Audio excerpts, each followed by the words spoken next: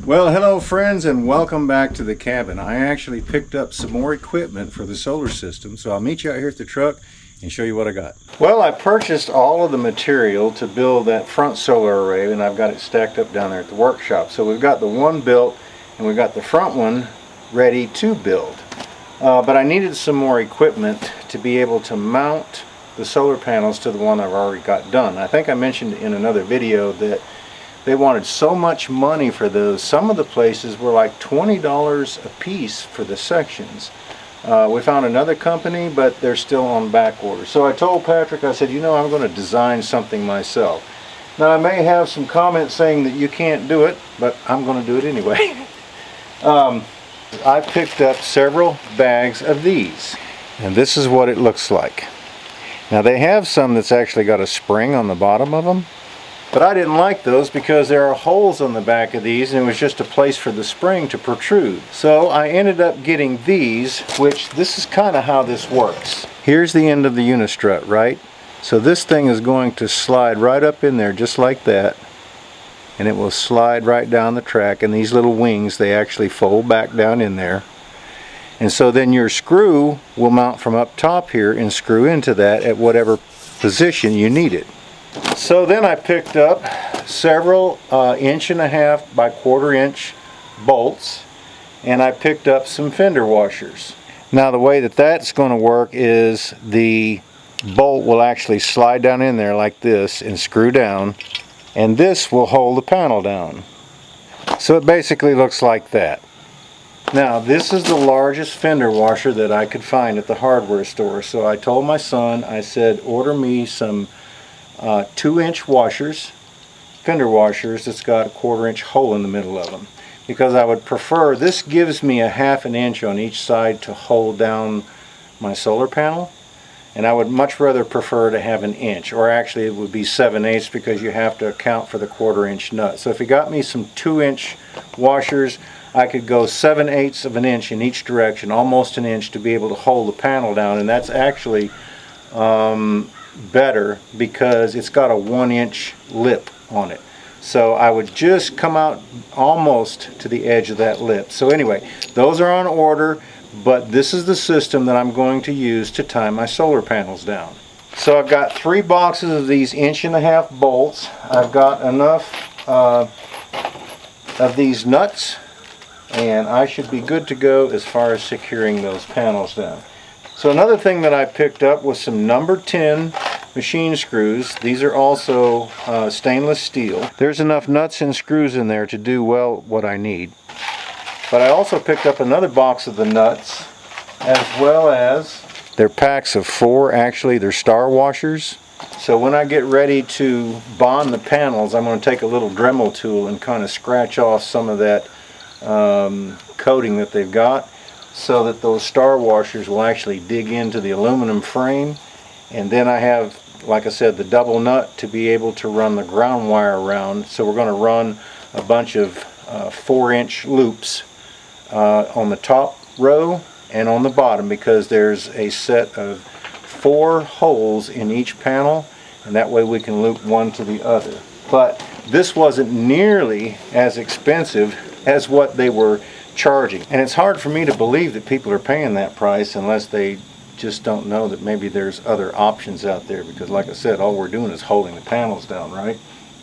But I also picked up a bunch of PVC connections. I needed some more 90s, as well as some end caps, some couplings, and things like that to go on the pipe, because once I get the pipe in the ground, I don't want water to be able to run in there. So I got a bunch of end caps to stick on top of that until I can get the wire pulled through there. So and I got some links of PVC, and all that was like $140. But can you imagine, we counted up, I needed 32 midpoint connections, as well as 8 on the outside, and if I was to have to pay about $20 a set for that, can you imagine how much that would be? That was like $700 or $800 just to screw those down, and that's just too much money. So I'm going to kind of engineer it myself. And I think the other thing that I'm going to do is I'm going to make a toe board for those panels to sit on.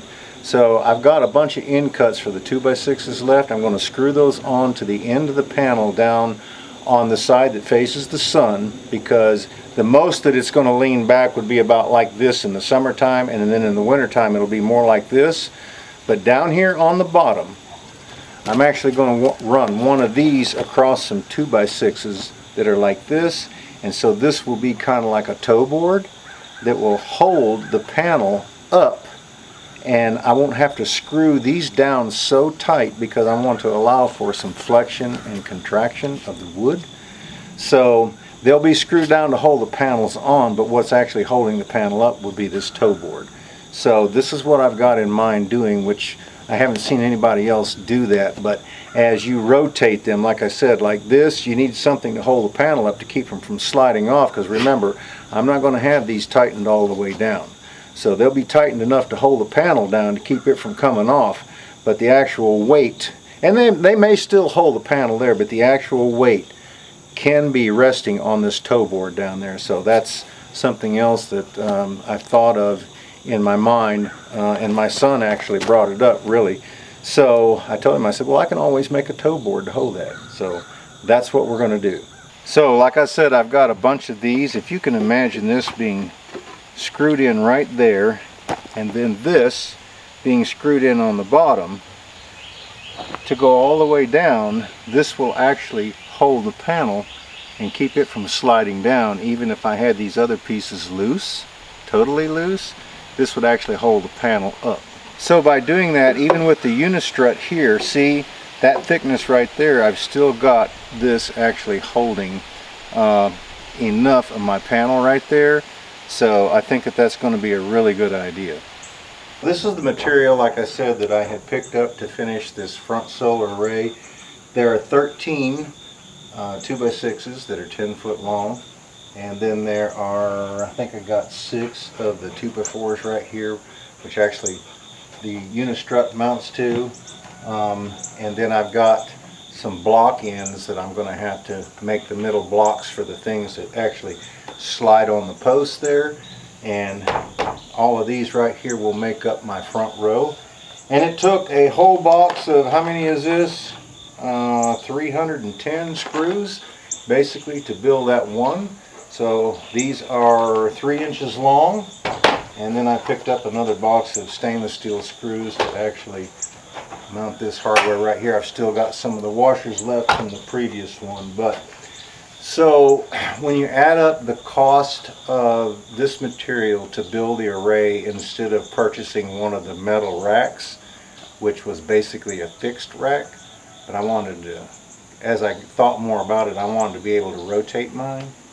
The cost of all of the posts and the material that I purchased to do this front one too is probably going to be in the neighborhood of around $1,300, somewhere around there, to actually build that array, which is a whole lot cheaper than one of those metal frames. And the way that I've done it, you know, I've used all pressure treated wood. We treated the bottom of the post with tar when we actually stuck them in the ground, so that's going to even make them last that much longer as far as rotting from the ground, from the top down, right?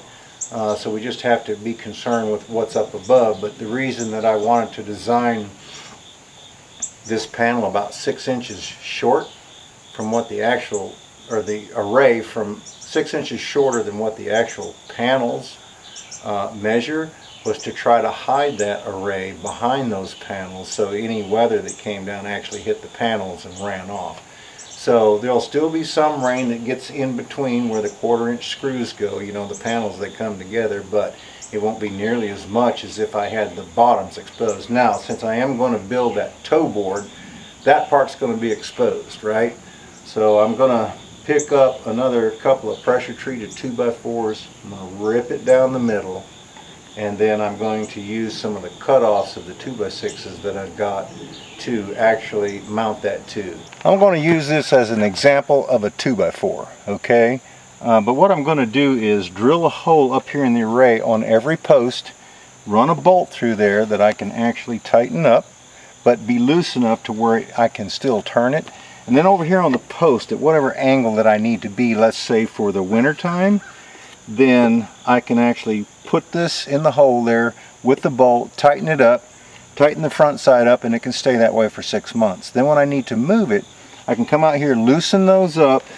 I can change the angle on my array wherever it needs to go, and that will actually stay in there, and I can lift up to another hole that will actually hold that there and be able to tighten those up. So if I have one of those at every post, that will lock this whole unit down and keep it from being able to move if we have a big wind. Now the only thing the wind could do would be to knock over the whole unit, right?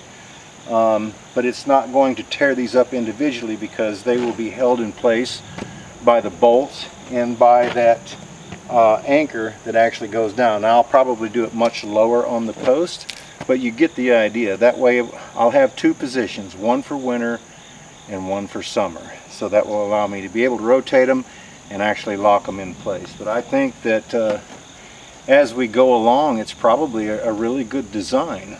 Like I said, to be able to hold those panels up and to be able to hold them down and to allow for expansion and contraction and to be able to lock this in place and not have to try to use these bolts any.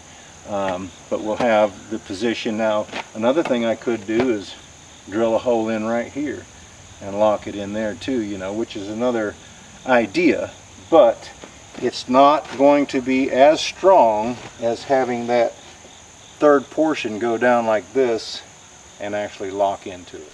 Alright, so the little mini hut is sitting right behind the camera there. We've got to dig across the driveway here where you see that dirt. It's kind of turned up. Originally I was going to go into the front side of the cabin there and mount one of those outdoor weatherproof boxes, bring my conduit up in that, and then have one of those weather heads to turn in to go in and take my wire through the bottom up into where the panel is. But now I think I've decided I'm going to go right around the front of that, go underneath those stairs, and come out on the other side. So I'll probably have to move this old wood burning stove that I've got to be able to get in there, but I think what I can do is get behind this gas line. If not, I can get in the front, but come right in alongside the footer, turn and put my box right here, and then come out of it with the weatherproof head and go straight into the wall because my panel is right here on the other side of the wall.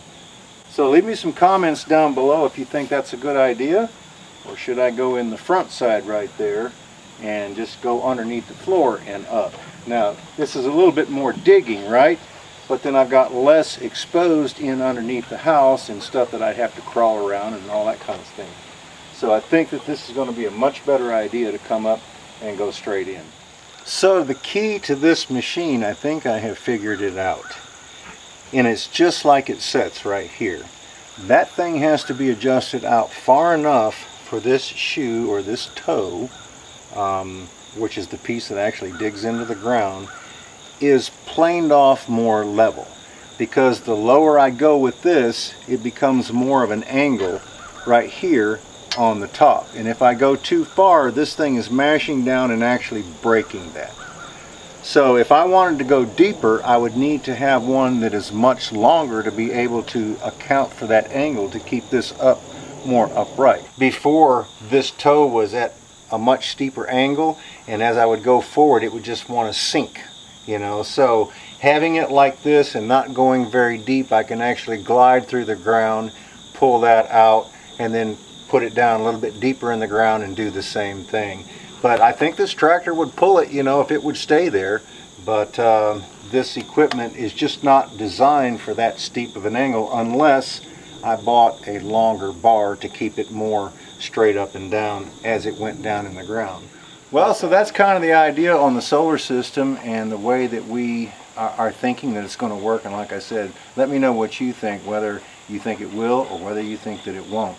You know, we also had some comments about digging the holes and the trenches and things like that that we're doing up here, about using some water to help soften up. And I actually thought about that, but the tools, you know, whenever this red clay gets wet, it's as sticky as glue, and I just, you know, if I got a shovel full of it, I'd have to try to shake it off and wouldn't be able to do that, you know, because it's a mess.